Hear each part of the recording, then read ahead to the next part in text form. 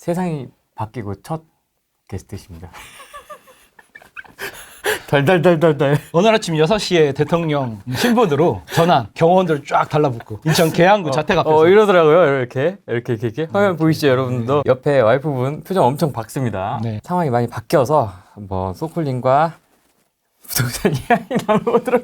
왜 웃냐면 아직도 저는 믿기지가 않아요. 현실 부정. 그러니까 뭔가 몰래 카메라인가? 뭐 트루먼 쇼를 하는 건가 나한테? 뭐 이런 느낌도 좀 들고요. 이게 맞는 건가? 그게 이제 무리 본능이에요. 너무 이쪽에만 있어도 안 되고 너무 이쪽에만 있어도 안 되고 네. 저는 조선일보하고 한겨레를 동시에 읽거든요. 네. 그리고 완전히 똑같은 상황에 대해서 정반대되는 얘기를 하잖아요. 정말 극명하게 대비되는 반대 의견을 들어봐야 내 논리에 허점이 보이거든요.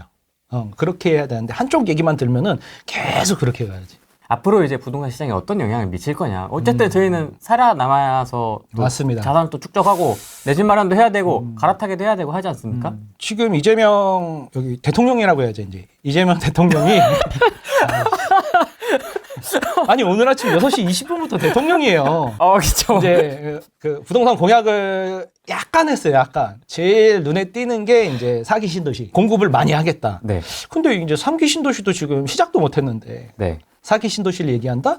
뭐 공급이라는 게 1, 2년 만에 되는 게 아니니까 장기적인 플랜에서 이렇게 여기저기다 많이 하겠다. 그린벨트 부셔서 뭐 나쁘지는 않아요. 근데 현실적으로 재원이 있느냐. 그 얘기는 이제 집값이 지금 상승하고 있으니까 서울 주요 지역 위주로. 네. 그리고 그게 확산 기로에 놓여 있어요.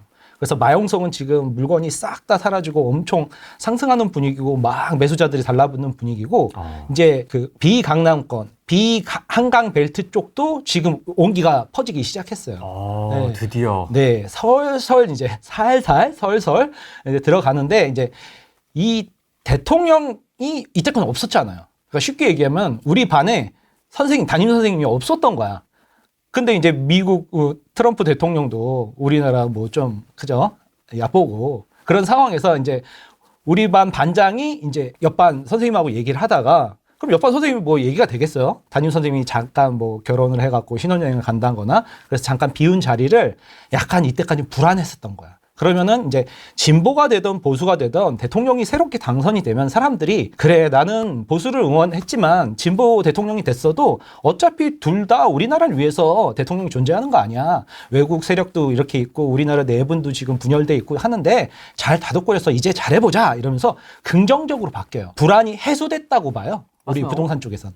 일단 주식시장이 먼저 반응을 하더라고요. 오늘 폭등하더라고요. 좋더라고요. 네. 그리고 이제 부동산 쪽에서는 똑같은 이제 자산이잖아요. 그러니까 자산 개념에서 이제까지 망설이던 분들 있잖아요. 대통령이 없는데 앞으로 어떻게 될 줄 알아 이 나라가 또 이제 선거 뭐 사법 리스크 이런 것 때문에 계속 딜레이 될 수도 있고 모르겠다 그러면서 잠깐 보류하자 했던 사람들이 이제 매수를 시작을 했거든요. 당선이 확정이 되고 이제부터는 이제 본격적으로 사람들이 이제 소비도 많이 위축됐었잖아요. 작년 12월부터 지금까지 6개월 동안 거의 자영업자들 다 무너졌거든요.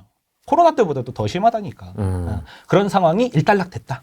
정리됐다. 그리고 7월에 DSR도 좀 뭐 이따가 뒤에 나오겠지만 네, 그렇죠. DSR도 앞두고 있고 그런 상황에서 이제 이렇게 정리가 되어가고 부동산 방향이 잡혀가고 있는 것 같다. 그러면 이제 저희가 좀 이재명 정부의 부동산 정책에서 좀 눈여겨봐야 될 부분들이 좀 있을까요?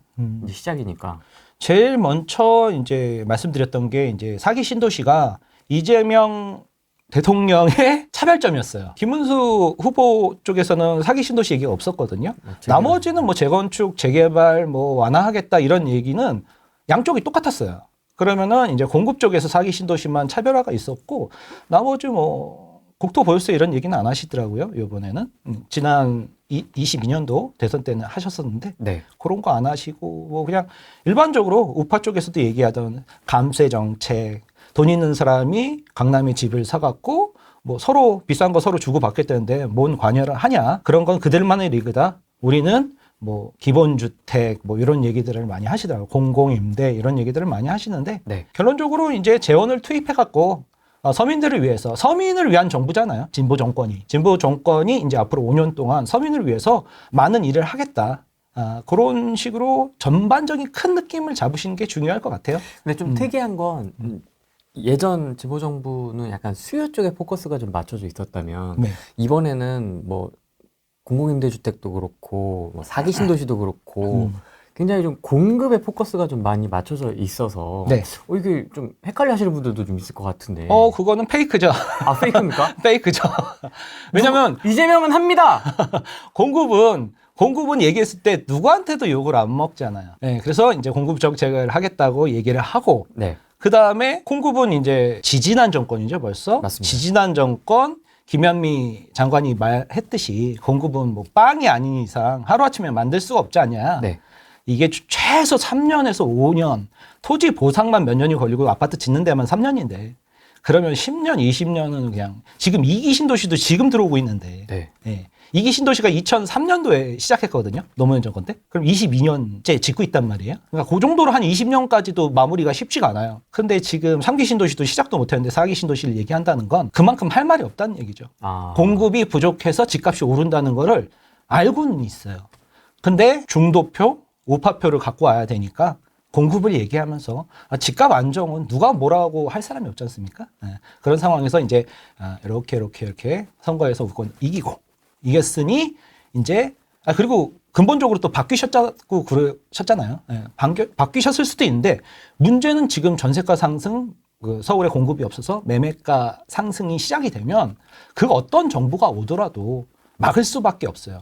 예를 들면 이명박 정권 때 네. 보금자리론 하면서 집값이 폭등하니까 5배수 당첨, 사전 청약 5배수 당첨 했었거든요.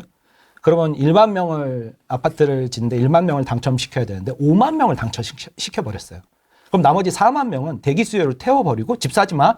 너 당첨됐을 수도 있어. 막 이러면서 막 이렇게 했었거든요. 살짝 묶어놓는. 네. 그러니까 그게 보수건 진보건 이런 시장 상황에서는 어쩔 수가 없어요. 그래서 약간 집값을 안정화시켰었죠. 그런 상황에서 공급을 우선 얘기를 하고 근데 안 먹힌다? 그럼 바로 수요 억제로 들어가 버리죠. 어쨌든 수요 억제는 즉각적으로 할 수 있는 거니까. 그렇죠. 공급은 바로 할 수는 없으니까. 네. 그게 이제 진보든 보수든 마찬가지입니다. 물론 이제 대출 금리가 이번 주인가에 조금 올랐다고는 하지만은 어쨌든 기준금리도 한 번, 두 번 정도 더 내려갈 것 같고. 2번 더 내린다고 아주 한국은행 총재가 얘기를 하는데 네. 지금 상황에서는 더 내릴 수도 있어요. 네, 지금 상황이 심각해요. 경제 성장률이 1%도 안 되잖아요. 0. 몇 프로면 예전에 10분의 1 수준이에요. 그러니까 거의 자영업 내수들은 다 망했다. 그리고 수출도 지금 위태롭다. 그런 상황이기 때문에 네. 한국은행에서는 부동산 때문에 금리를 정하지는 않아요. 부동산도 일부분이지만 전체적으로 우리나라 경제 시장을 봐야 되거든요. 그때 상황이 심각하니까 돈을 풀겠다는 거죠.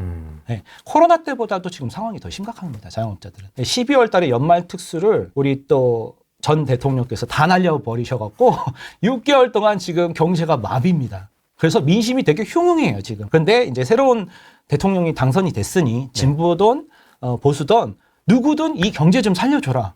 모든 사람들이 인터뷰를 하면 다 그 얘기를 하잖아요. 네. 월급쟁이 분들은 약간 이 상황을 인지를 못 하시는 것 같은데 자영업자분들은 지금 매출이 반에 반토막 나신 분들이 굉장히 많아요. 네, 그렇기 때문에 상황이 심각하고 특히 지방은 집값도 안 오르고 비강남권도 서울 수도권도 비강남권도 안 오르잖아요. 지금 집값이. 근데 강남은 지금 22년도 하반기 대비 정고점 돌파해서 계속 새로운 정고점의 역사를 써 나가고 있거든요. 원밸리가 지금 70억이 거래가 2건이 됐습니다. 국평이. 그럼 평당 2억이 넘거든요.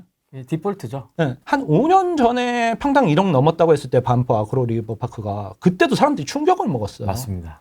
근데 불과 5년 만에 보통 10년마다 이제 돈이 2배로 풀리면서 통화량이 2배로 가는데 지금 5년 만에 2배가 올랐다는 건 지금 한 5년 동안에 시중에 돈이 코로나 때문에 그런 거긴 하지만 너무 많이 풀렸다는 거에 반증이거든요. 그 영향이 앞으로도 계속되고 뭐 진보든 보수든 새로운 대통령이 나와서 세금을 더 많이 걷겠다, 허리띠를 졸라매겠다 하면 다 싫어하거든요. 건보료를 높이겠다 그러면 다 싫어하잖아요. 그러니까 건보료를 대통령 당선됐으니까 이제 건보료를 뭐 이렇게 하겠다. 뭐 그러니까 말을 이제 살짝씩 이제 돌려서 하시겠죠. 그러면 이제 지금 공약만 한 250조. 이 공약 했던 거 다 하려면 250조가 들어가는데 그거를 시중에 이제 차근차근 공약을 말해 놓은 게 있으니까 했을 때 시중의 인플레이션이 엄청나게 쏟아지겠죠. 아무튼 뭐 부동산의 관점에서 이게 생각날 수밖에 없어. 어쨌든 이 유사한 상황이 언제였지라고 이제 계속 생각을 하게 되는데 이제 문재인 정부 때가 떠오를 수밖에 2017년도 초반을 보시면 되죠. 없어요. 그래서 초반에 분위기 되게 좋았어요 그때. 민정수석하고 이렇게 같이 커피 네. 이렇게 양복 입고 그렇죠. 세 명이서 이렇게 꽃보다 남자. 뭐 그런 청와대 느낌으로 이렇게 커피 들고 이렇게 가는 청와대 것도 이렇게 좀 이렇게 보였었고. 멋있었죠. 와 그때 뭐 네. 다들 응원했죠. 다들 막 80 국민들의 80% 이상이 응원을 했어요. 저는 안 했는데 많이 응원했더라고요. 그랬어요? 네. 20%였구나. 근데 그런 그 초창기 때가 좀 떠오르면서 야 그러면 이제 네. 우리 한번 경험치가 있으니 우리도 똘똘한 한 채, 뭐 신축, 최상급지 쏠림, 양극화 네. 뭐 이런 쪽으로 자산시장에 좀 적극적으로 베팅을 해야 되는 거냐 이런 질문들 많이 하실 것 같아요. 똘똘한 한 채는 너무 똘똘해졌어. 이게 원베일리 기준으로 원베일리가 지금 제일 세니까요. 70억을 돌파했다는 건 거기서 더 가기는 쉽지 않아요. 저는 이제 풍선 효과와 갭 맞추기로 한강 벨트, 마용성 지금 막 거래가 일어나고 있는 마용성이 엄청나게 상승이 되면서 토어제 확대 지정이 될 것 같습니다. 과천 쪽, 분당 쪽, 마용성 쪽은 토어제 확대 지정이 될 것 같아요. 과천은 워낙 좀 얘기가 많이 나와가지고 네. 상승폭이 가파르다는 얘기가 나와. 그렇게 되면 또 이번엔 그 옆에 쪽이 오르기 시작하겠죠. 뭔가 비슷한데? 봤던 기억이 나는데 어디서? 그죠? 기시감이 들죠? 네. 네, 계속 이렇게 번져나가기 시작하겠죠. 네, 그래서 수도권은 엄청난 상승 후 강력한 수요 억제책. 제일 먼저 대출 규제부터 하겠죠. 제일 쉬우니까. 그리고 했었잖아요. 15억 이상 뭐 대출 금지 막 이런 거 했었잖아요. 했었던 거니까. 네, 그래서 하면서 그게 이제 안 먹히죠. 그 다음에는 뭘 하겠어요? 그 다음에는 세금 막 압박하겠죠. 부동산들 돌아다니면서 막 현장 조사하고 막 그러면서 막 압박하겠죠. 그래서 이제 묶어놔야죠. 그러니까는 이제 규제를 안 하겠다는 그 헛된 희망은 갖지 마셔야죠. 그럼 시행령으로 그 뒤로 밀어놓은 양도세 중과배제 있지 않습니까? 네, 끝에서부터 이제 다시 하겠죠. 아, 아니 뭐 그 전에 더 센 걸로 할 것 같은데. 보통 이제 올해 6개월 동안 올해 이제 6개월 남았잖아요. 올해 안에는 이제 분열된 나라를 통합? 네, 통합. 네, 국민의 대통령 반대파도 의견을 달리하시지만 같은 국민이다. 그러면서 이제 통합이 위주죠. 지금부터 막 세게 할 수는 없죠. 바로. 모냥 빠지잖아요. 어. 네, 그러니까 처음에는 이제 이렇게 하시면서 이제 조금 이렇게 위험 있게 태극기 딱 타시고 이제 잘 하시겠죠. 네. 그리고 잘 하시려고 해요. 왜냐하면 문재인 정권 때 실수가 반복되지 않으려고. 그래서 정권을 뺏겼잖아요. 네. 그러니까 그 정권을 유지하고 싶잖아요. 그러니까는 정치인 입장에서 보자고요. 그러면은 그때 실수한 거를 하지 말아야 되니까 이번에는 조금 다르게 하려고 하지만 결국 시장 상황은 녹록지 않다. 금리가 하락하고 그러니까요. 시중엔 돈이 엄청나게 풀리고 그죠? 통화량하고 금리가 제일 중요한데 거기다가 이제 서울은 30년 만에 역대 최소 공급이 내년부터 확정이에요. 앞으로 3년간. 그러면은 전세가 폭등에 이제 매매가 폭등은 수순이다. 근데 이걸 어떻게 누가 와서 막을 수가 없어요. 그러니까 이건 뭐 누가 어떤 와도- 정권이 와도 그냥 욕을 먹을 수밖에 없는 상황이 됐어요. 앞으로 몇 년 동안. 그럼 그때 그냥 욕을 먹으면서 자기 지지자들한테까지 배척을 받겠냐? 아니면은 자기 지지자들을 보존하기 위해서라도 마냐사냥을 하면서 어떤 한 지역을 소수를 타겟으로 이렇게 좀 할 거냐? 그거에 갈림길에 놓였을 때 내가 정치인이 돼도 쉬운 선택을 한단 말이죠. 어려운 선택을 하지 않고. 왜냐하면 내가 욕을 덜 먹기 위해서. 그래야 정권이 유지가 되잖아요. 그런 깊은 정치와 부동산, 경제까지도 생각을 하셔야지 단순히 내가 어디를 사서 집값이 오르지 않을까? 이런 단순한 생각을 하시는 분들이 있는데 그렇게 생각하시면 안 돼요.